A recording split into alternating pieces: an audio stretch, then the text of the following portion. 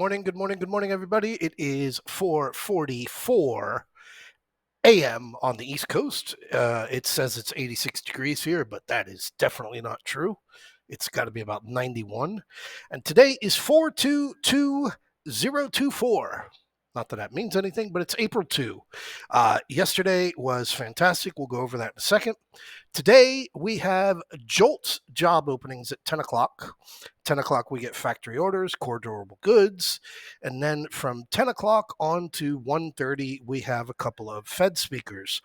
Fed's Mester, I'll just point out, prior to the last FOMC meeting, she did comment about the CPI readings, saying that she favors a rate hike, and the market completely blew it off. So as we are going into tomorrow being Wednesday, tomorrow you have your ADP. The jobs reports begin tomorrow. And more importantly, tomorrow at 12 o'clock in the afternoon, Fed's Powell is speaking. I have no idea what he's going to say, but he is going to be speaking tomorrow. So I will cover you really quick here with, come on, man. You start the week off with a 10-bagger, and you start the week off with a full credit 400% SPX 5260, 5255. Things are looking good. So I go over quickly with you here. Yesterday, nothing spectacular whatsoever. Nothing. Still trading in a zone, 34-point range, which, it's better than 19, but it still sucks. Again, closed down 14 points, closed down 10 points. That's why we were able to take advantage of the credit spread, full credit. We closed red for the month. Now, obviously, it's the beginning of the month. 52, 57, 97 is the monthly candle. That's why I've shared with you already the credit spread for the week. Not for only the week, but also for the month, 52, 57, 97. We closed red on the month yesterday. We closed red on the month on March 5th. We closed red on the month on January 17th. And at the very beginning of the year, we had closed red the first 4 days of the year for the month of January. So this is a brand new, situation here for the algorithm, closing red on the month. And a lot of people have their calculations, as far as where their stops are, their sells are. So something to keep in mind. That's all that is as far as that goes. But yeah, over here on the SPX, again, the warning.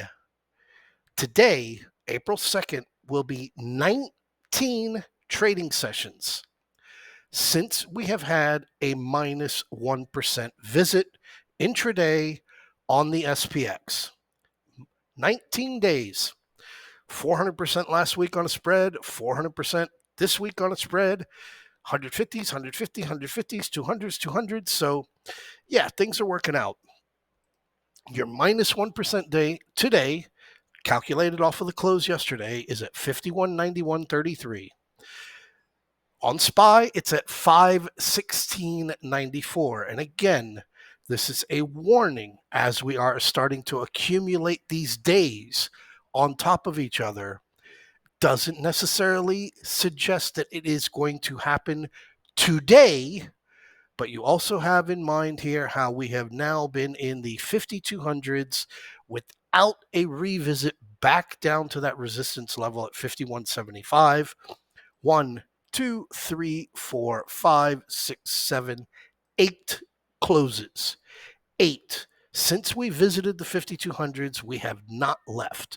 A move down to 51.91, if it should occur today, would take us back down to that resistance area, which I'll go over in a minute. Now on the QQQ, again, a major warning that today is 11 trading sessions without a minus 1% visit.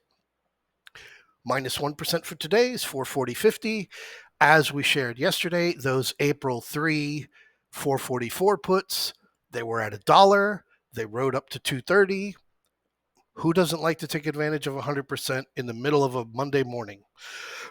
So we have a warning level here that we are now accumulating 11 trading sessions today without having gotten a minus 1% visit over on the QQQ. Now, again, today, not much on the table, but we do have that big Jerome Powell coming tomorrow. So I will quickly go over the charts with you. I don't want to start with the SPX. I want to start with FedEx.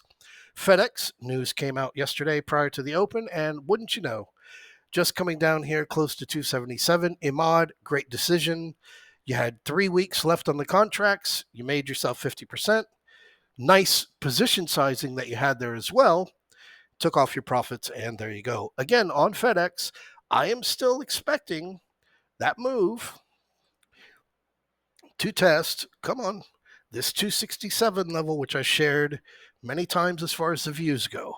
Priority, because of the way and why we've chosen those strikes, is that 275 strike. So seeing Federal Express break down below 275 and start heading into the low 270s, you're obviously looking at your warning level, and your warning level being that the magnet for it to be attracted to would be that 267. Over here onto gold again, and I got asked a question, are we going to war? Because of the way that gold is moving, the way the dollar is moving, the way the 10-year is moving, the way utilities and energy are moving. And I got a warning that was sent to me on Sunday saying China and the Philippines are staring down each other, waiting for somebody to make the first shot. And once that first shot gets made, all bets are off. I also have, in where I used to live over in SBMA, Subic, knowledge that there is a plethora of U.S. naval equipment, regime, whatever the fucking word is. There's a plethora of it there. And some of it, it's not the kind of stuff that you see when you're just going out on a little boating cruise mission. Over here, we got the dollar. The dollar, again, having that breaking out above that February high level over here, just under 105. Dollar was insane yesterday, and as I had pointed out, you have your golden cross, which took place, actually, it was last week. I apologize, but I talked about it. Your golden cross has taken over where your 50 days crossed over the 200-day. We are back above the 100-day. We have just now accomplished breaking above the 400-day over there. So big things are starting to look into place over here on the dollar, but we are very, very, very far from where that support level was back when we were there in September and October. So keeping a close eye on the dollar. SPX, again, your big, broad, wide view, which I've shared multiple times, and I will bring you into a closer view so that we see this as to what we work with. Actually, I will zoom in here on a 1 minute because, yeah, there you go. Yesterday, oh, yeah, here we go. 5-day moving average. Oh, yeah, here we go. 5-day moving average. The algorithm is pretty damn well programmed that when you're well up above the 5-day moving average and you make a move down to it, unless you have some blackmail pictures and, video recordings, you're not breaking below that 5-day moving average. That's all that you're going to get. Today, we'll see where we open up because as of right now, futures are relatively blasé. Let's just say that. We did get a little bit oversold when we were over there on the futures yesterday, which is why we had that alert to take profits off. And as of right here, as of right now, futures are not looking bueno on the ES. We're just right between the 5 and 10-day. Should we get that open with the SPX below the 5-day moving average, with the 10-day moving average continuing to move upwards, 52.19 is where it was yesterday. It'll be somewhere around that 52.25. 52.25 gets released. We've got our gap here, 52.13, our minus 1% level, and our old, show you here, resistance. This being right here, what we're talking about with the resistance area. We just kept coming up into that 51.75 and failing. So to see that is what we're expecting, and then we'll get proof in the pudding as to whether or not we actually have a little bit of downside to move with. Because again, 2%, 51.55 or something like that, because I haven't fixed the Fibonacci's yet. So whatever. Move you on quickly here to JP Morgan. Big wide view on JP Morgan. Still, fingers crossed, something may hit for a headline where we can get that move down to 187. But as of the moment, it ain't happening. And that's why I was saying earlier at the start of the week that if you're going to play JP Morgan, the only thing I could see you playing with would be the 200 puts for the week. I don't see anything as of now pressuring on JP Morgan to get down to that 193.71, which was the trigger as to why to get short on JP Morgan. And as you can see, it looked at me and said, do you even know what you're doing, Tim? SPY, looking here at a 30-day view, so you can see a little bit of a zoomed out. And as you can see, higher lows continuing all the way across. This gap fill, the gap fill at 519.49, 518.66, which would be right around that 52.03 over there on the SPX. Should we get that gap fill and that move down for that, like we said, it's been a while since minus 1%, that would be one of the first lows that we have taken out in quite some time. So definitely something to be paying attention to, with obviously 515 or the same resistance area that we had over on SPX being right there in that zone being just below where that gap is, right there, right around 518, which was why I shared the trade in the beginning of the week for looking over at those 521s and vice versa. This one needs to be moved. 525.84.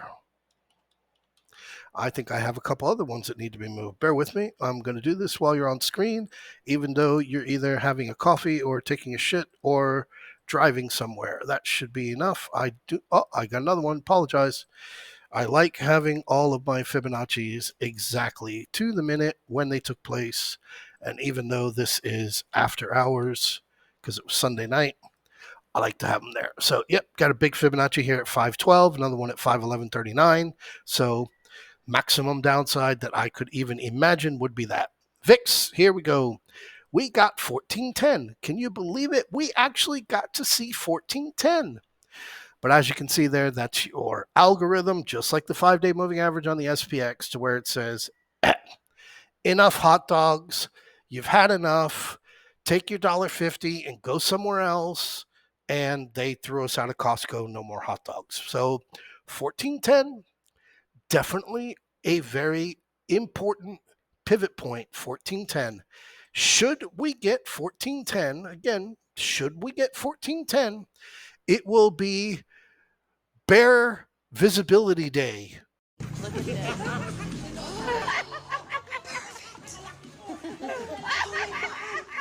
Isn't it great? Chris! I know, it's my dream. I have goosebumps everywhere. This is out of this world. What a birthday. And the bears will be able to start looking for that 1451, 1502, but more significantly, that 1542. But everything comes down to 1410 because, I mean, who doesn't like bear visibility day?